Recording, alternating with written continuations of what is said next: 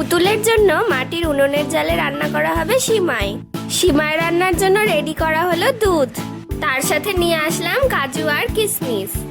এবার রান্নার আসল জিনিস মানে সিমাইটাও নিয়ে আসলাম, আর তার সাথে রেডি করলাম চিনি। তো সিমাই রান্না করতে যে সমস্ত জিনিস লাগে সবই রেডি করা হয়ে গেল। এবার উনুনের মধ্যে রাখা মোমবাতিগুলোকে ধরিয়ে দিব।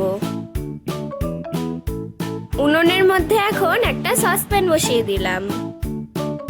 হাঁড়িতে রাখা সমস্ত দুধ এবার সসপ্যানে ঢেলে দিব। দুধটা গরম হতে হতে খুন্তি দিয়ে হালকা করে নেড়ে চেড়ে নিচ্ছি। তো দেখো দুধটা গরম হয়ে গেছে। এবার এর উপর দিয়ে দিব চিনি।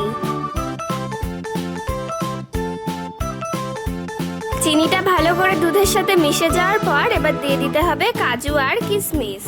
কাজু বাদামগুলোকে মাঝখান থেকে ভাগ করে নিলাম।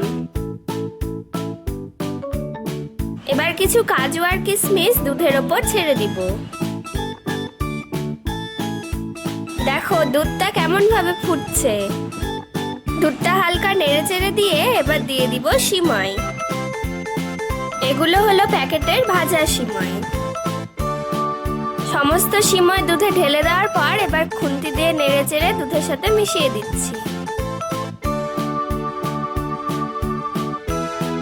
সিমাইটা দেখে মনে হচ্ছে সিমাইগুলো ভালো করে দুধের সাথে মিশে যাচ্ছে। এবার আঙ্গুল দিয়ে সিমাইটা চেপে দেখবো যে ভালো করে তৈরি হয়েছে কিনা। সিমাইটা মোটামুটি তৈরি হয়ে গেছে। এবার দিয়ে দিতে হবে এলাচ। এলাচ দিয়ে ভালো করে নেড়ে চেড়ে নিচ্ছি। এভাবেই সিমাই রেডি হয়ে গেছে। এবার কড়াই থেকে সাঁড়াশির সাহায্যে নামিয়ে নিব। প্লেটিং করার জন্য একটা মাটির সরার মধ্যে সিমাইটাকে তুলে রাখছি। তোমরা কে কে সিমাই খেতে ভালোবাসো কমেন্ট করে অবশ্যই জানিয়ে দিও। কিরে দিদি, সিমাই রান্নাতে হয়ে গেছে দেখছি। দে আমাকে খাবে, দে আমিও টেস্ট করে দেখি কেমন হয়েছে।